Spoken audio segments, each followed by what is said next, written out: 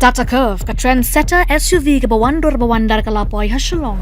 Wan ban test drive ka coupe SUV paningkong ekari ani pila ban phone tiki number bala ay harum.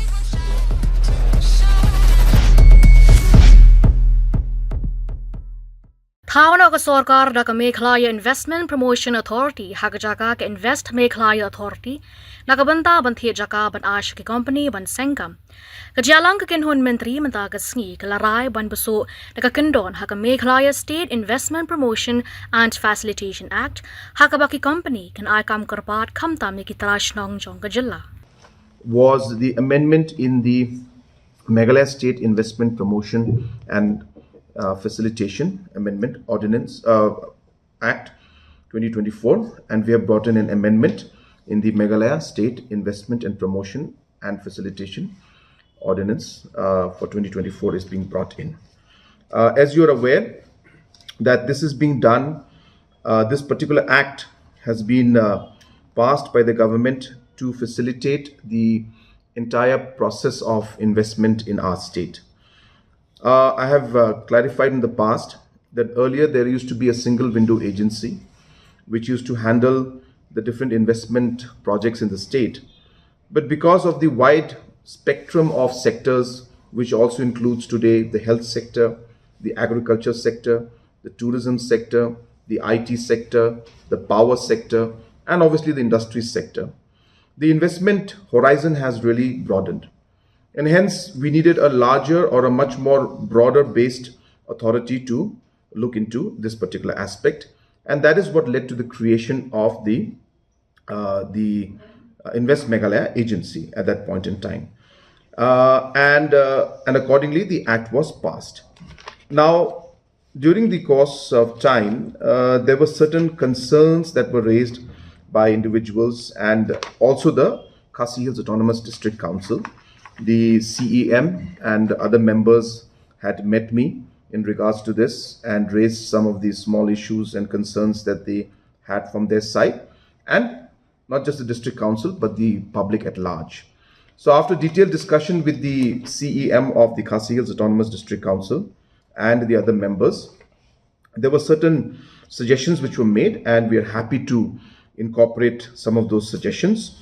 The first one is that there is a particular clause in the act. The clause is clause number 34, and this clause spoke about certain other laws and certain other provisions which this particular act would override. Now I just want to clarify to everyone that this particular clause that was there, the article 34 of this particular act, was very, very specific to the common application forms. Now, in the past, the single window agency required certain applications to be made to them in certain forms. The MUDA required applications to be made in certain forms. The MTDC required the applications to be made in certain forms. And hence, in order to avoid the amendment of all those 6-7 different acts to incorporate the provisions of this act, we had put this provision in this act to override those provisions in those acts. And the basic powers of this were very, very specific to the common application form and did not go beyond that. So I just want to clarify that. But since it has created a bit of confusion with the district council and other members, and also to some extent from the public side also, the government has decided and the cabinet has decided to repeal the article or this para 34 of this act, which is creating this confusion. And we are now going to amend the other provisions that is there in the single window agency, the Meghalaya promotion policy, or the tourism act, or the other acts which were being affected by this. We will make the necessary amendments there and remove this particular para 34 to avoid any confusion among the people, and adding one line to this, in fact, saying that this particular act shall not be in derogation of the Meghalaya Land Transfer Regulation Act 1971. So we are specifically putting that clause to avoid any confusion among the public, because we felt that there was a confusion in this, and the district council and the CEM had mentioned this to us, and hence we are removing that para and adding this line that this act shall not be in derogation of the Meghalaya Land Transfer Regulation Act 1971. Second concern which was there, which was raised by the CEM of the Khasi Hills District Council, Babitnyat Singh CM, was regarding the aspect of the different provisions under the Khasi Hills Autonomous District Council. In this particular act, in para 13, we already have the provisions of the details of the combined application form. In this, the different provisions of the state are mentioned. There's a specific paragraph that mentions that wherever the forms and fees have to be prescribed as per for clearances in any central law, the application shall be submitted to the central government. So in order to ensure that we take care of the concerns of the Khasi Hills Autonomous District Council and our CEM and other members, we are including or incorporating one more paragraph in this to say that, provided further that where any form and fees has been prescribed for such clearances from the ADCs, the applications shall be submitted only in that very form along with the fees to be submitted.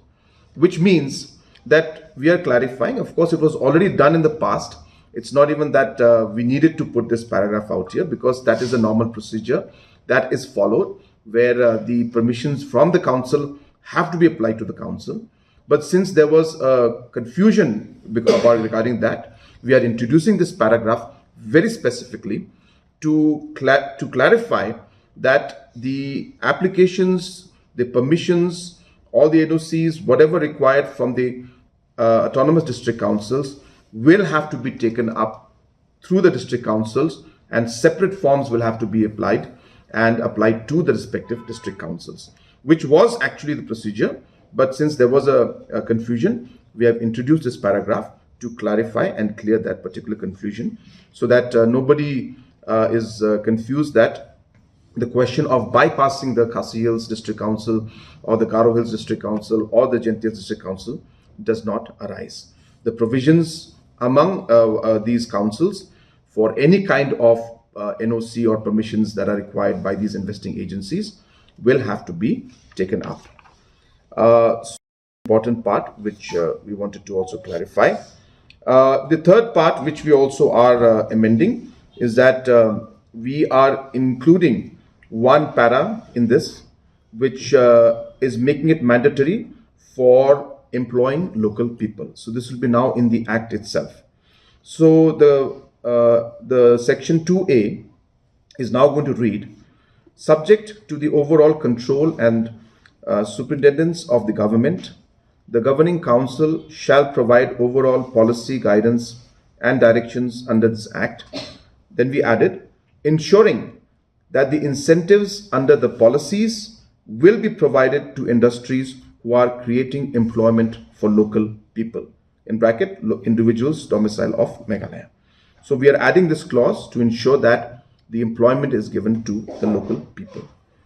The last amendment we are making is overall to give the structure a better name and better structure to the agency. As we know that this agency, the act itself is called the Meghalaya State Investment Promotion and Facilitation Ordinance, and hence in line with the act itself, we are calling the authority now the Meghalaya Investment Promotion Agents Authority. I repeat, it will be called the Meghalaya Investment Promotion Authority, which is MIPA, M-I-P-A, instead of the Invest Meghalaya Authority. This is being done, as I said, because the act itself uses the word promotion and investment, and it starts with Meghalaya. So, as I said, the act is Meghalaya State Investment Promotion and Facilitation Ordinance Act. So, similarly, the authority will now be called the Meghalaya Investment Promotion Authority.